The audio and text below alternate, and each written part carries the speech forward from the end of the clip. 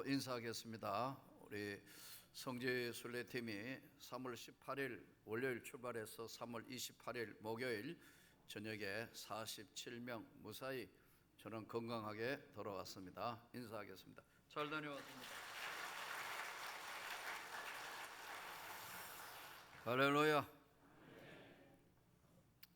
우리가 많은 사람들에게 복음을 전하고 교회 나오시라 하고 또 예수를 증거하고 이렇게 전도를 하지만 왜 믿지 않는 사람들이 예수 그리스도를 구주로 영접하기가 그렇게 쉽지 않을까요?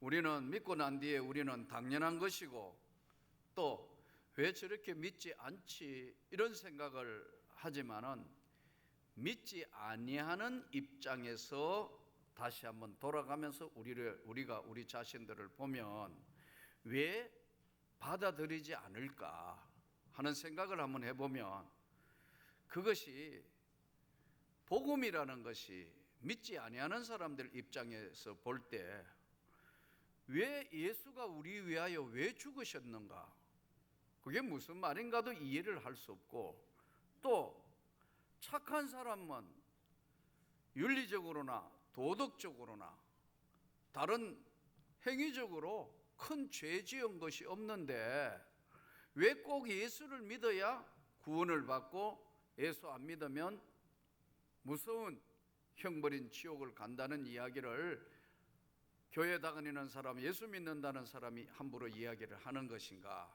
받아들일 수가 없단 말이에요. 그게요. 그래서 왜 그렇게 하느냐는 것에 반감 때문에 주님을 영접하기가 쉽지 않아요.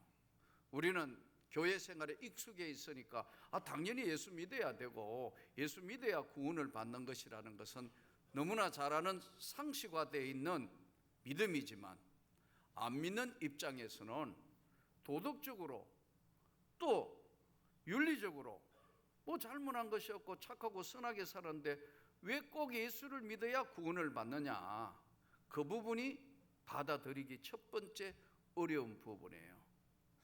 두 번째는 우리가 복음을 전하고 예수의 이야기를 하며 구원에 대한 말씀을 전하지만 안 믿는 사람 입장에서는 어떤 기준이 있으면 좋아요.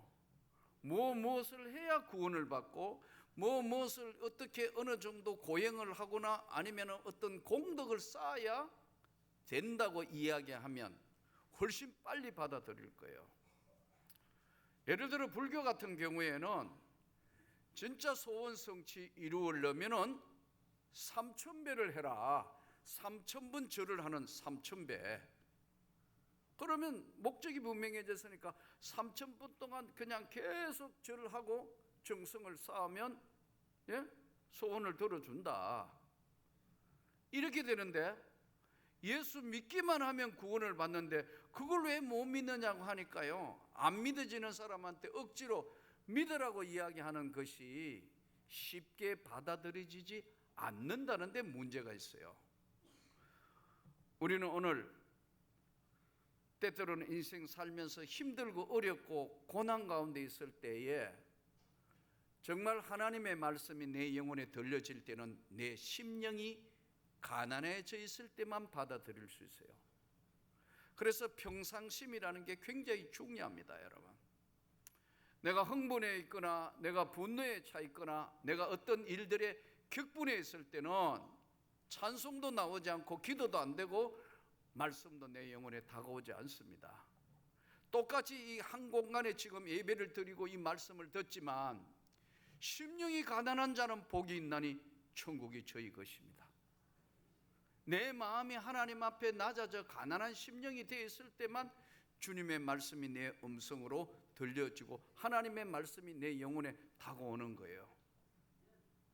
오늘의 이 본문은 로마서 9장에는 바울 사도 같은 사람, 하나님의 특별한 은혜를 입은 사도인 바울도 큰 근심이 자기에게 있다고 고백을 해요. 나에게는 크나큰 권심이 있는데 그게 뭐냐면은 내가 남들에게는 말할 수 없는 큰 근심, 큰 고통이 내 영혼에 있는데 그게 뭐냐면 골육 지친들 때문이다. 즉 가족이 아무도 바울 사도 외에는 아무도 안 믿는다는 거예요. 거기에 여러분 사도인 예수를 만난 바울의 입장에서 볼 때는 이 유대교에 심취해 있는 그들에게 예수가 하나님의 아들이라는 이야기를 할 때는 저게 어떻게 된 거 아니야? 이렇게 하기 때문에 복음을 받아들이지 않는 저들을 보면서 바울은 얼마나 가슴이 아프고 고통이 있었으면 나에게 큰 근심과 내가 그치지 않는 내 마음에 고통이 있다. 고통이 있다. 신앙생활은 두 가지로 나누어지는데 하나는 모태신앙이에요. 태어나면서부터 어쨌든 교회에 부모로부터 신앙을 이어받은 모태신앙과 또 하나는 자기 스스로가 자기 발로 걸어와서 신앙생활하는 혼자 믿는 신앙이 있어요. 모태신앙, 혼자신앙. 모태신앙은 바꿔 이야기하면 가족신앙이에요. 가족이 다 믿으니까요. 교회 나온다고요. 그러나 이 모태신앙도 하나님의 은혜를 반드시 깨달았을 때 위대한 신앙의 유산이 이루어지는 거예요. 하나님 감사합니다. 우리 집안이 다 예수 믿게 돼서 정말 감사하고 믿는 가정에 태어난 것 감사하게 돼요. 그러지 않으면요, 모태신앙 아니라 몇 대를 믿어도요 똑같아요. 한 번도 주님을 만난 감격이 없는 거예요. 그 주님 때문에 눈물을 흘리며 감사하며 주님 앞에 엎드려 감격하는 것이 없는 거예요. 왜요? 주님과 인격적으로 1:1 만남이 없기 때문에 조상 대대로 믿어도 아무런 상관이 없는 거예요, 자기하고는. 그래서 모태신앙도 한 번은 주님의 은혜를 입어야 되는 거예요. 그러지 않으면 아무 관계가 없다는 거예요. 동시에 혼자 믿은 신앙은 특징이 믿음이 없을 때는 그냥 혼자 믿어도 가족이 구원을 받든 안 받든 아무 상관이 없어요. 내 주변에 나와 같이 근무하고 내 주변에 있는 친구도 뭐 안 믿는 거는 신앙은 자유지 이렇게 아주 쉽게 이야기해요. 여러분, 신앙은 자유가 아니에요. 신앙은 실제 상황이란 말이에요. 천국을 가느냐 지옥을 가느냐는 실제 상황이 신앙의 상황이기 때문에 마음이 불이 붙어서 견딜 수가 없다. 제가 그랬다고요. 은혜 받기 전에는 아니 뭐 그거 신앙은 각자의 자유로 믿고 뭐 불교를 믿든 뭐를 믿든 어디를 가든 뭘 상관이 있느냐. 그런데 은혜를 받고 나니까 이게 아닌 거예요. 견딜 수가 없어서. 어머니, 우리 가정 다 예수 믿어야 돼. 어머니, 그러니까 우리 어머니 나를 근심 어린 눈으로 보더니 너가 신들렸구나. 맞아, 어머니, 내가 예수의 신이 들려서 어머니 예수 믿어야 우리 가정이 사는 거예요. 너나 잘 믿어라. 상관이 없어요. 가족 구원은 쉬운 것 같아도 결코 쉽지 않습니다, 여러분. 여러분이 먼저 성령의 은혜를 받기를 축복합니다. 여러분이 은혜로 믿어서 확실하게 변해야 주변이 변하는 거예요. 여러분이 덜 변했는 것을 진짜 변했는가 안 변했는가는 주변이 먼저 알아요. 진짜 예수의 사람이 됐나 안 됐나 하는 걸 주변 사람이 먼저 안다고요. 그 주변에 제일 가까운 사람이 남편이 될 수도 있고 자식이 될 수도 있고 골육 지친들이 다 알아요. 진짜 예수 믿고 하나님의 사람이 된 건가 안 된 건가 그 사람들이 제일 먼저 안다고. 이 바울은 유대교에 있다가 예수가 하나님의 아들이라는 사실을 깨달았을 때 큰일 났다 이거. 유대교가 율법을 지켜야 구원을 받는 줄 알았던 저들에게 하나님의 아들 예수 그리스도를 믿음으로 구원을 받는다는 이 엄청난 사실을 깨달은 바울 사도는 골육 지치를 위해서 간절히 기도할 수밖에 없는 거예요. 그래서 내 마음에 큰 고통이 있고 말할 수 없는 아픔이 있는데 이게 내 가족 구원을 위해서는 내가 하나님 앞에 너무 가슴 아프다. 혹시 다 교회에 나오지 않고 예수를 믿는 사람이 아니라면 절망하지 마시고 끝까지 기도하시기를 축복합니다. 먼저 본인 스스로가 확실한 그리스도인이 되어야 됩니다.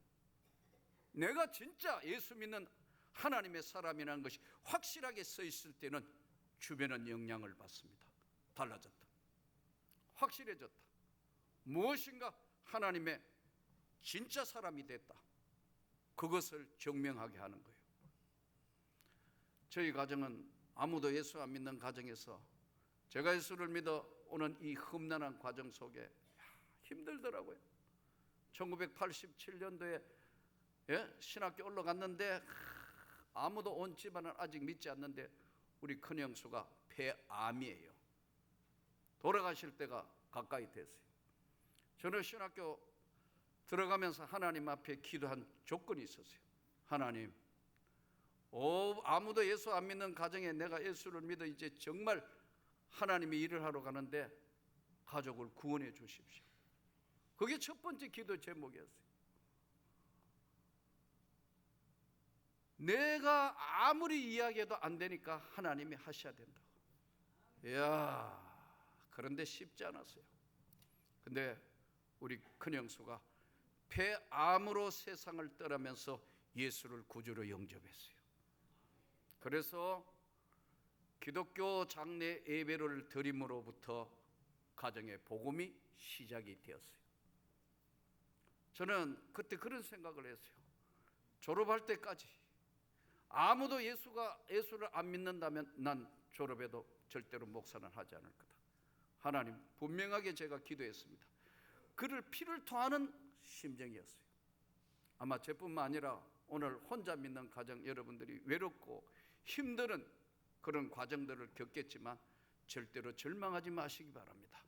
주님은 다 아시고 주님은 다 들으시고 주님은 함께 하시는 겁니다. 가족 구원을 위해서 끊임없이 포기하지 마시고 계속해서 기도하셔야 합니다.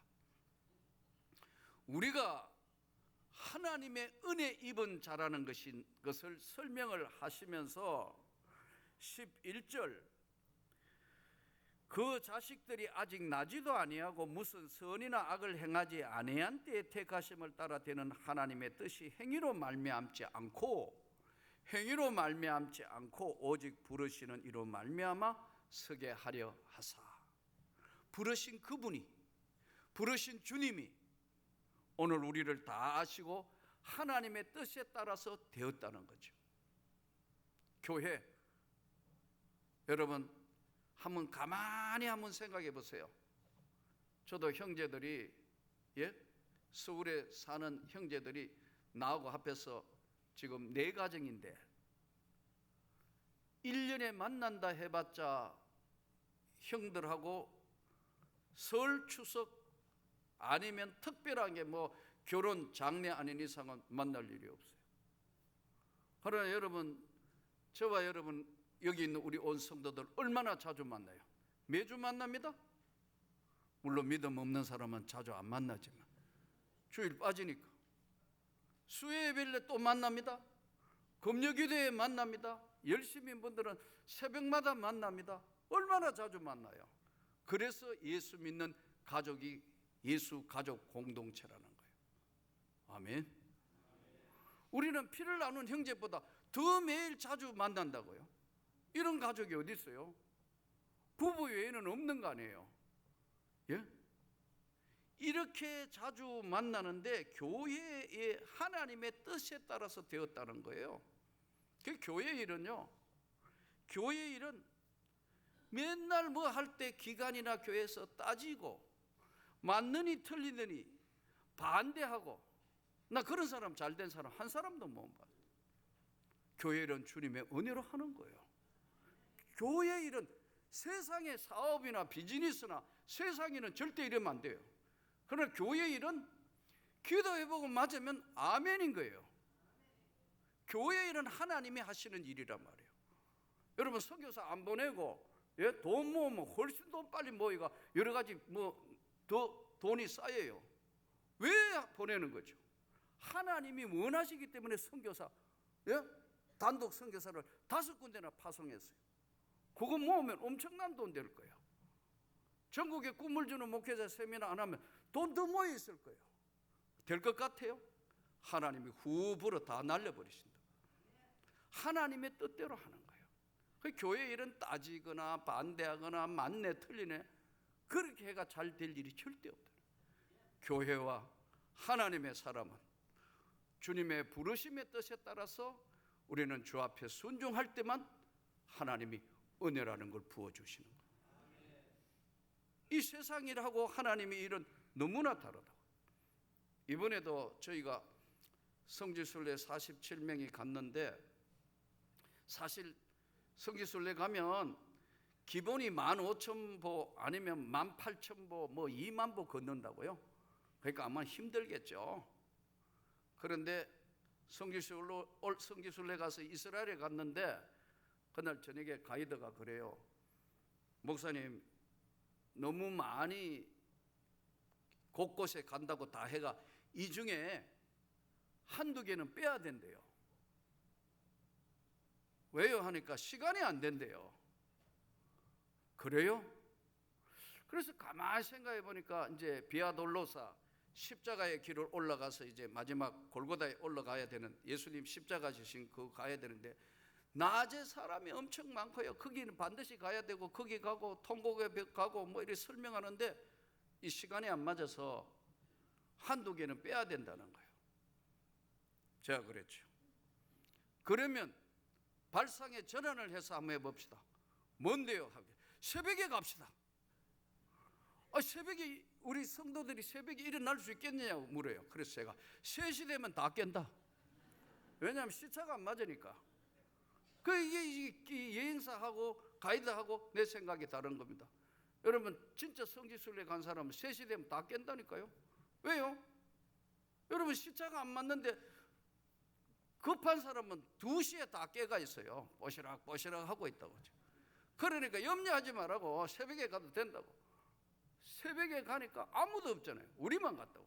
십자가의 길을 찬송하면서 주님이 십자가 지시다가 넘어진 곳 곳곳을 다 가요. 아무도 없는데 우리만 하니까요.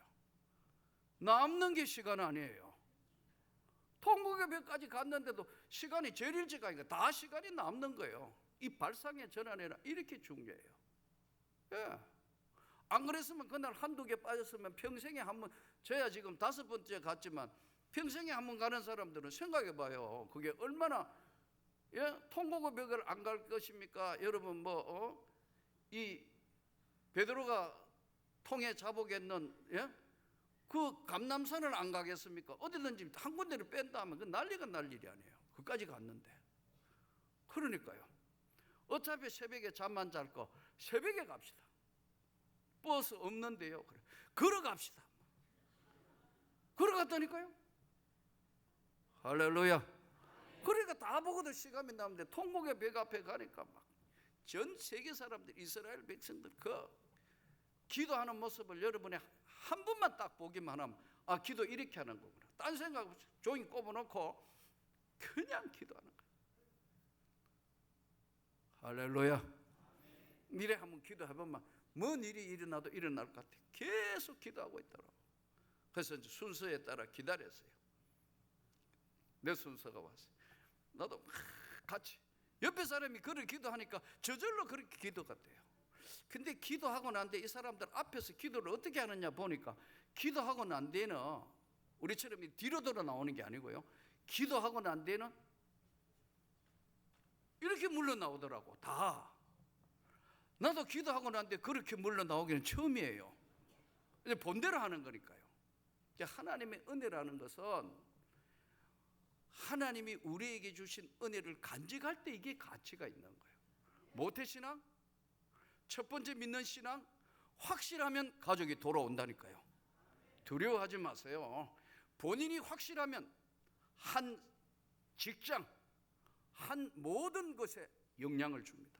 바울 한 사람 때문에 여러분 세계 선교의 소아시아의 문이 열렸어요. 한 사람이 중요한 거예요. 발상의 전환을 해서 다 갔다 오고도 시간이 남더라고요. 이야, 기발하대요. 아무도 없다니까요. 진짜라니까요, 여러분. 새벽에 갔더니 새벽에 그냥. 그리고 스무나 교회에 갔을 때는 이 스무나 교회에 가니까 이게 여러분 5번 갔는데 2번은 그냥 통과했어요. 저기 스무나 기념 폴리가 기념교회입니다. 왜냐하면 시간이 안 되니까요. 그냥 가버린다. 늦게 가면 문 닫아서 안 되고요. 2번은 들어갔다 와가. 이제 스무나 교회 앞에 와가 가만히 생각해. 저녁에 이제 기도하며 가만히 생각해 보니까 예? 폴리갑 기념교회 가가 예배를 한번 드려야겠다. 거기 성당이에요. 성당인데 우리 개신교 가가 예배가 그게 미사가 아니고 예배 드리고 가능하겠냐? 그래서 제가 가이드 보고 그랬어요. 되든 안 되든 수녀님하고 신부님한테 가가 이야기해가 한번 허락을 받아보라. 안 되면 믿어봐야 본전 아니에요? 아니에요? 뭐 당연히 안 되는 거니까 되면 하고 안 되면 그래도 그냥 물러갈 수는 한번 해보자고 했더니요, 예배드려도 된대요. 그래가지고 폴리갑 순교 기념 성당에서 예배드렸다니까요. 주 예수보다 귀한 것은 없네. 찬양하는데 목이 메여 설교를 못 하겠더라고요. 사랑하는 성도 여러분, 우리 모두가 하나님의 뜻에 따라서 이 땅의 삶을 사는데 절대로 포기하면 안 돼요. 우리가 신앙이라는 것은 지키고 최선을 다하고 여러 가지로 구하고 찾고 두드릴 때 하나님 그분이 우리와 함께하고 계신다. 그러니까 이번에는 전부 안 가봤던 데도 가고 또 그렇게 하고 빌립 기념 저 무덤 있는 데까지 다 가봤다. 왜냐? 하도 일찍이 돌아다니니까 남는 게 시간이니까 더 끼어여가지고 여행사에 없는 걸 더 끼어여가 가자. 예, 일생에 한 번밖에 볼 수 없는 이 길을 뭐든지 그런 것 같아요.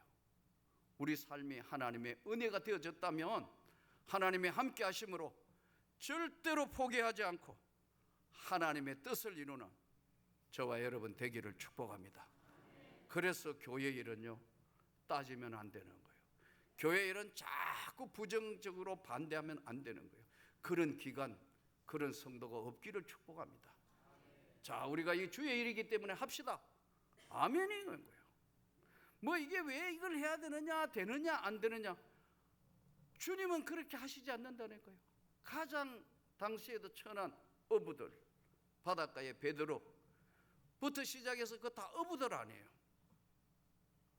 부족하고 모자라는 것들 다 모아서 사도로 세운 것처럼 문벌이나 학벌 좋은 사람이 별로 없고 우리 가운데도 똑똑하고 최고인 사람은 없다 할지라도 하나님이 우리와 함께 하신다는 거예요.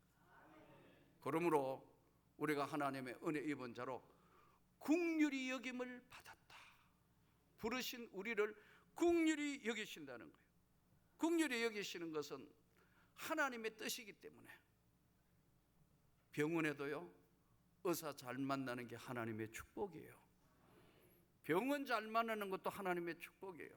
그리고 기도해야 된다니, 아프면 무조건 쫓아갈 것이 아니고 하나님 저 기억하셔서 좋은 의사 선생님 만나게 해주시고 좋은 병원 만나게 해주시고 좋은 치료할 수 있도록 기회를 주옵소서. 기도해야 된다니까요. 긍휼히 여길 자를 긍휼히 여기십니다. 하나님이 우리를 불쌍히 여기지 않으신다면 우리는 이 땅의 삶에 다 무너질 수밖에 없는 것이 우리 삶이에요. 오늘 또 주님이 주시는 혹시나 고통이 있다면, 가족이 다 구원받지 못했다 하더라도 절대로 절망하지 마십시오. 그러나 여러분이 선명한 그리스도인이 되십시오. 진짜 예수 믿는 사람답게 살면 주변은 여러분들에게 영향을 받고 돌아오게 되어 있습니다. 여러분의 기도를, 사랑하는 성도 여러분의 기도, 또박또박한 한마디의 기도를 하나님이 들으시고 구원의 역사에 손을 내미시는 겁니다. 신기해요. 우리 가정도 그랬고 또 하나님이 시작하시는 것은 미미했지만 나중은 창대하게 하신다는 거예요. 그것이 하나님의 뜻이고 하나님의 은혜예요. 긍휼히 여길 자를 긍휼히 여기시는 거예요. 이번에도 팔복교회, 예수님 팔복 기념교회 가가지고 찬양을 하는데 심령이 가난한 자는 복이 있나니. 우리 모두가 찬양하니까 외국인들이 다 들어서 끝나자마자 외국인들이 눈물을 흘리며 들으시더라고. 나오니까 어디서 왔느냐? 막 너무너무 좋아하더라고.